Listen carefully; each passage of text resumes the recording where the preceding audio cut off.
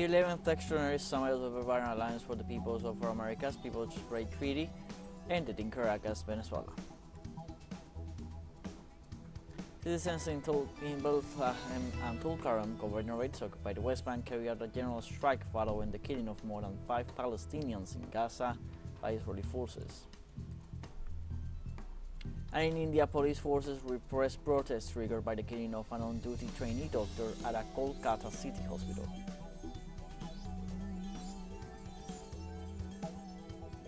Hello, welcome from the South. I'm Luis Alberto Matos from teleSUR Studios in Havana, Cuba. We begin with the news. The countries of ALBA-TCP, the Bolivarian Alternative for the Peoples of our Americas, ratified their support to Nicolás Maduro's re-elected president of Venezuela and condemned the non-recognition of the results by some governments that have joined the fraud narrative of the far right. The report with Madeleine Garcia. An extraordinary summit at a decisive moment for peace in Venezuela. That is what the meeting of the ALBA-TCP member countries was all about, to raise their voices in support of the re-election of President Nicolás Maduro, after the attempted coup d'etat at the disavowal of his triumph by some governments. The will of the majority must be respected. The Venezuelan people voted with full conscience in favor of dignity, their sovereignty, and for peace, and have supported that vote with massive popular demonstrations in the streets all over Venezuela. Although those facts, as Maduro explained, have been silenced or diminished by biased reports, openly pro-opposition, by the Western media that serve the empire. They condemned the interference of the United States and its allies and the same failed script that for more than 2 decades they have applied against Venezuela to destabilize the country. In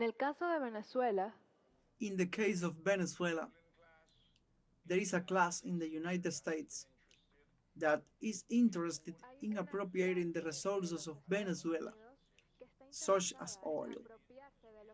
And this has happened not only in Venezuela, but also in Latin America and the Caribbean.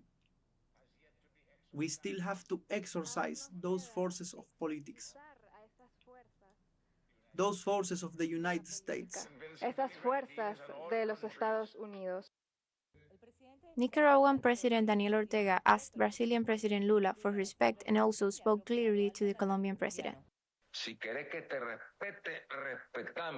If you want me to respect you, respect me, Lula. If you want the Bolivarian people to respect you, respect the victory of President Nicolás Maduro.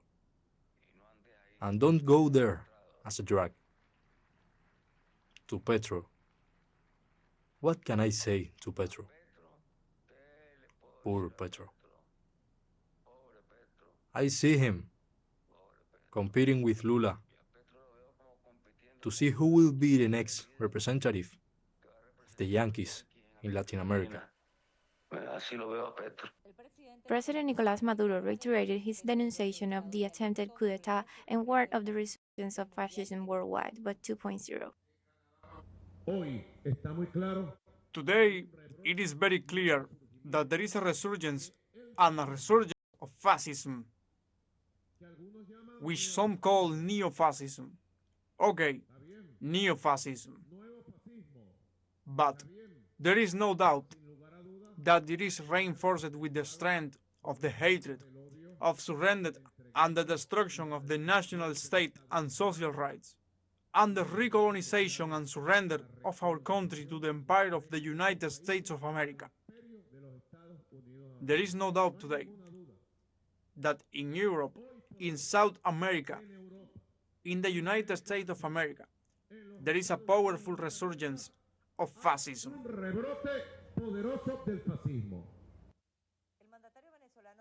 The Venezuelan president said that Venezuela is preparing for a mega election in 2025 to renew local governments, and deputies who have disregarded the constitution and laws may not be able to participate.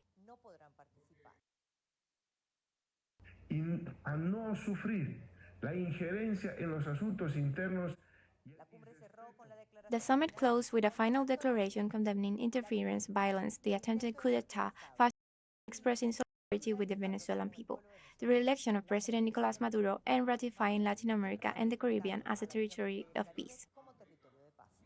Madeleine Garcia, teleSUR, Caracas, Venezuela. In our news, during the third trilateral meeting of the tripartite mechanism on migration, Colombia, Panama, and the United States sought alternatives to protect the rights of irregular migrants. The meeting took place on Monday in the city of Cartagena, in the Colombian Caribbean. There, the host Foreign Minister Luis Gilberto Murillo, his Panamanian counterpart Javier Martinez Asha, and the Secretary of Homeland Security of the United States, Alejandro Mayorkas, agreed on a series of commitments to guarantee regular migration in the different nations. The head of Colombian diplomacy highlighted the importance of these trilateral relations and welcomed the fact that they have shared some common points that allow for the management of orderly, safe, and humane migration. The three countries commit to strengthen cooperation to dismantle migrant trafficking and smuggling networks, improve humanitarian assistance to migrant populations, and seek protection mechanisms for vulnerable groups, including humanitarian options. The Colombian military dismantled a mega laboratory for the processing of cocaine in the Putumayo department bordering Ecuador. Authorities estimate the facility was capable of producing around 5 tons of the drug per month. The facility consisted of 8 structures where troops found 5,000 gallons of liquid precursor chemicals, 1,000 kilos of solid inputs, and 200 kilos of pure cocaine, among other products.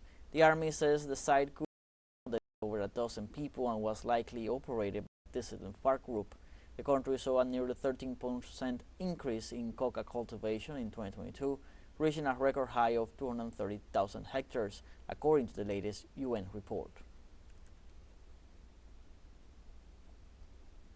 On Monday, Prime Minister of Haiti Gary Conille met with the U.S. Ambassador to Haiti Dennis Hunkins to discuss the upcoming elections in the country. The goal of the meeting, which was also attended by electoral expert Sidi Diawara, was to debate on the process and preparations related to the National Conference, the constitutional reform, and the organization of general elections in Haiti. The interim government is called to hold elections before February 2026. Thus, the Prime Minister has guaranteed his commitment to the success of the transition and the organization of credible, transparent, and democratic elections.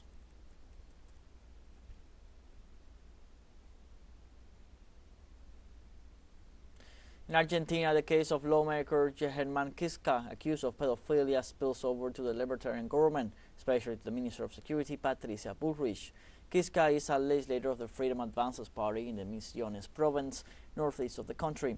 He and his brother, Sebastian, were found to have conclusive evidence of child exploitation and sexual trafficking.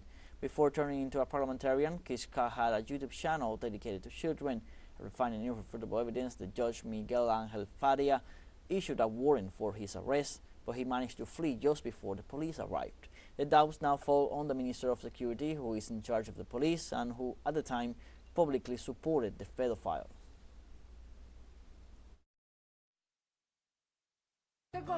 I stand by German Kichka. He is a nominee for provincial legislator grounded and he is a graduate in international relations. He dreams of a comprehensive Misiones province with production and work. He dreams that every citizen has a job and that everyone can be an entrepreneur.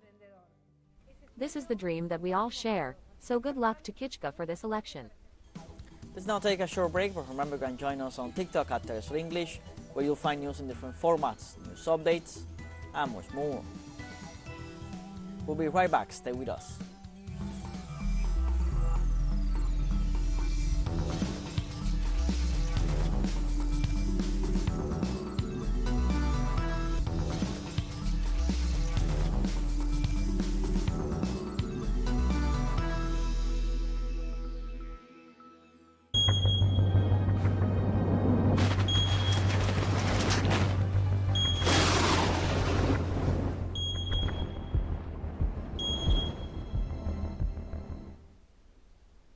Welcome back. On Monday, the 53rd Pacific Island Forum Leaders Meeting, PIF, opened in Nuku'alofa, capital of Tonga, and it will be held until Friday, August 30th, as governments need to take urgent actions for countering climate change.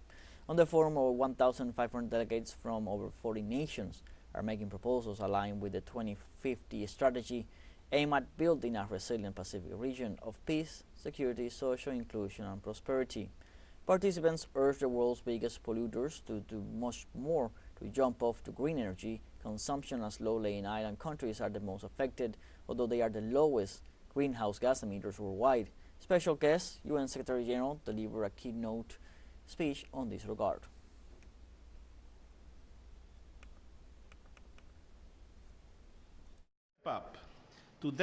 Global leaders must step up to drastically slash global emissions, to lead a fast and fair phase-out of fossil fuels, and to massively boost climate adaptation investments to protect people from present and future risks.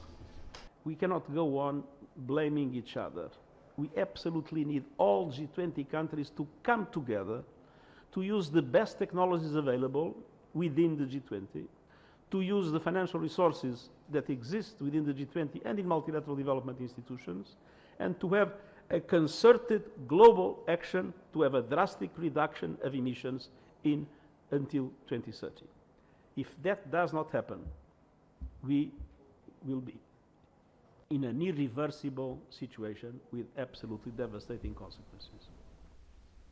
On Tuesday, Sudan in Northeast Africa marks 500 days of war, one of the worst crises in the continent that appears to be also the most forgotten. With nearly 12,000 wounded and 15.7 million children at risk of mental harm, the country is experiencing an unprecedented humanitarian crisis that is particularly hard on children. Fighting between the Rapid Support Forces and the Sudanese Armed Forces has generated the largest crisis of displaced people in the world, which currently stands at 10 million. One in five people in the country is in this condition. And at the moment, malnutrition is on the rise and hunger and sexual violence are at unprecedented levels.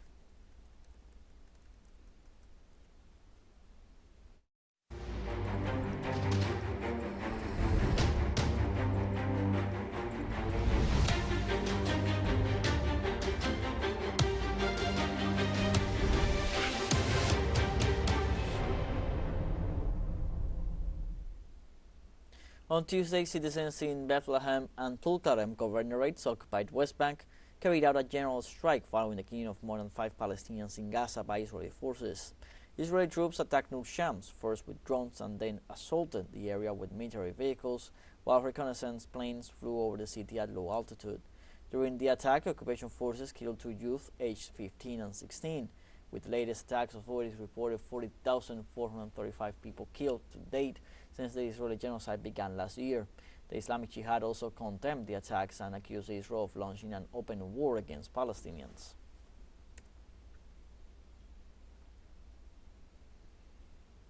And also in Palestine, the new evacuation order issued by the Zionist government of Benjamin Netanyahu for Gaza forces United Nations humanitarian agencies to suspend operations in the enclave. The United Nations decided to halt the operations of its agencies in the Gaza Strip following the latest order to evacuate its facilities in Deir al-Balah, the last site where this international organization had to be located after several previous evacuation orders. Officials in charge of the security of these agencies reiterate that it is impossible to operate in such conditions. They assure that they are working to resume operations as soon as possible and reiterate that they will not withdraw from the Gaza Strip because the people need them.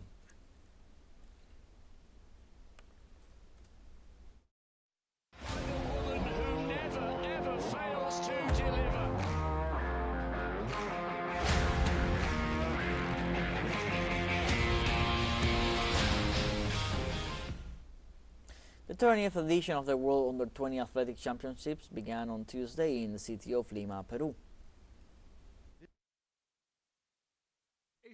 This 2024 will be the third time that this championship will be held in South America. 1,720 athletes under the age of 20 from 134 countries have been confirmed, making this the largest event ever held in the country.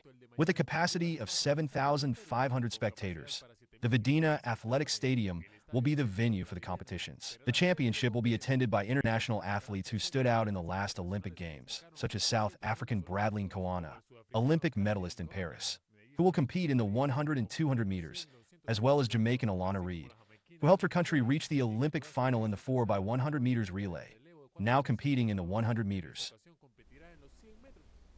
In France, the Paralympic Games in Paris 2024, the team of refugees will be made up of a record number of 8 athletes. With just one day to go before the start of the Paris 2024 Paralympic Games from August 28th to September 8th, the International Paralympic Committee has announced that T11 sprinter Guillaume Junior Atangana of Cameroon will be the flag bearer for the Paralympic refugee team at Wednesday's opening ceremony on the Champs-Élysées in Place de la Concorde. The 8 refugee athletes are Zakia Kudadati from Afghanistan, Ibrahim Al-Hussein from Syria, Salman Abariki from Iran, Hadi Darvish from Iran, Syed Amir Hossein Hosseini-Pour from Iran, Emilio Castro from Colombia, and Hadi Hassanzadeh from Afghanistan, who will compete in 6 sports: track and field, weightlifting, table tennis, taekwondo, triathlon, and wheelchair fencing. We now have a second short break coming up, but before we invite you to visit our YouTube channel at teleSUR English, there you'll be able to rewatch our interviews, top stories, special broadcastings, and more. Hit the subscribe button and activate the notification bell to stay up to date on the world's most recent events. Final short break, don't go away.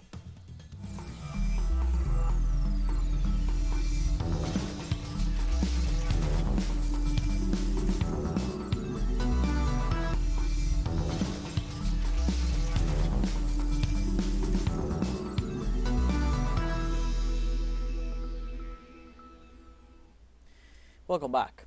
In India, protests triggered by the killing of a trainee doctor were repressed by police. This way, the murder of a physician while on duty at a Kolkata City Hospital has sparked protests across the country, with citizens stating the case showcases the chronic issue of violence against women in India. For the crime, a police volunteer was detained, but the family of the victim alleged that more people were involved. Consequently, demonstrators also demanded the resignation of West Bengal Chief Minister Mamata Banerjee for her handling of the case. During the protests that saw 4 student activists arrested, police fired tear gas and water cannons to disperse the crowd. The uproar has also led thousands of doctors and paramedics to walk out of some public hospitals across the nation to demand a safer working environment.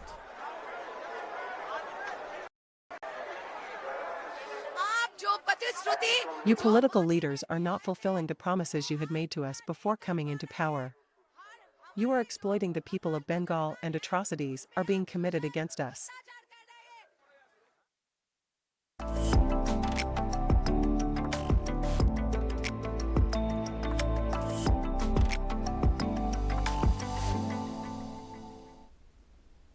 The Cuban Ministry of Culture and UNESCO hosted an international conference in Havana to commemorate 30 years of a program destined to break the silence on slavery and its traces that continue to the present.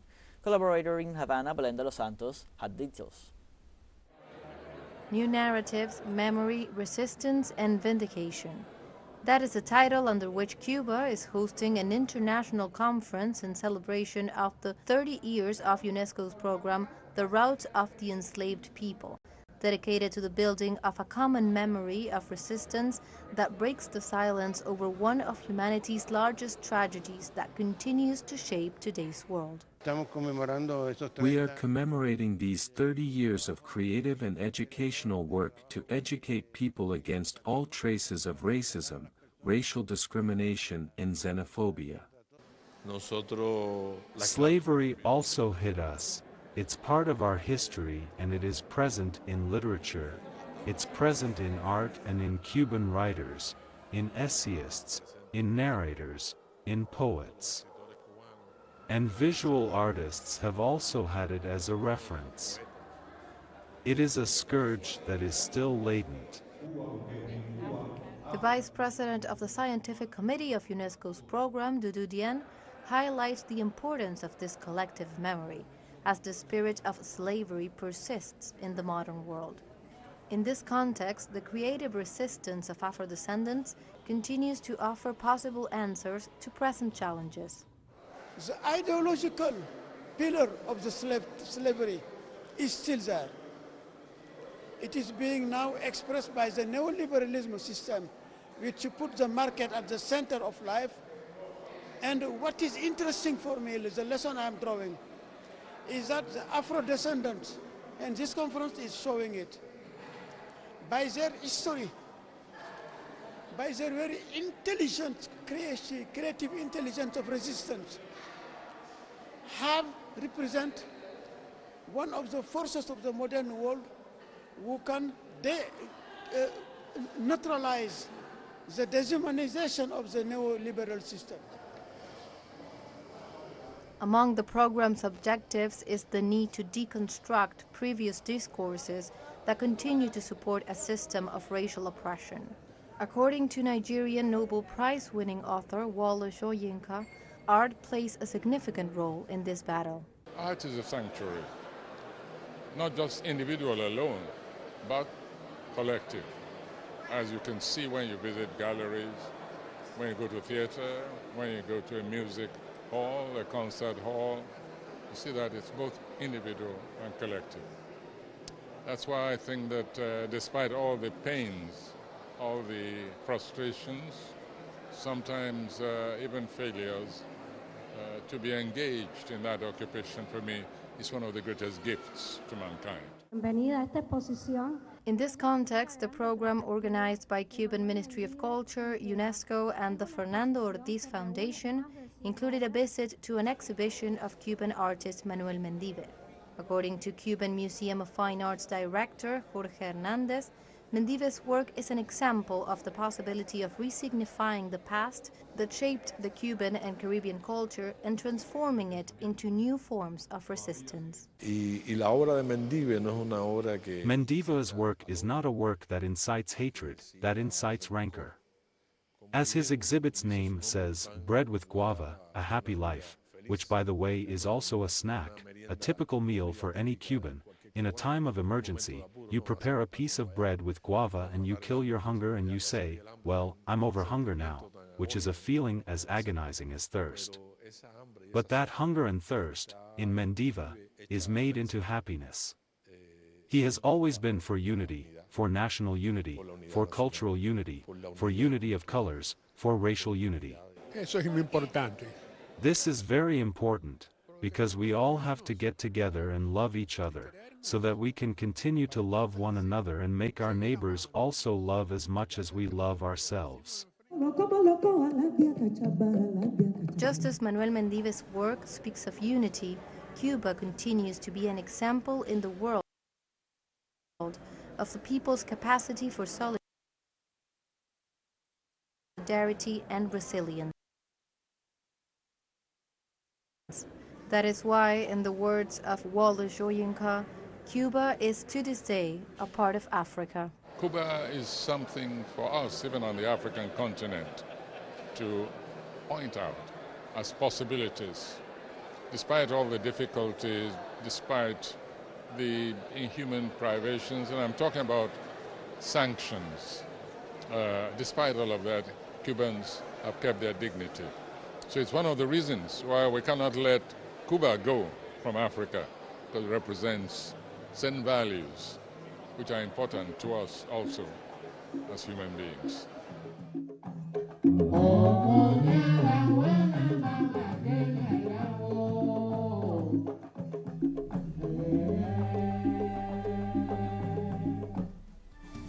Like this, we have come to the end of this news brief. You can find these and many other stories on our website, telesurenglish.net. So join us on social media, Facebook, X, Instagram, Telegram, and TikTok. For TeleSUR English, I'm Luis Alberto Matos. Thank you for watching.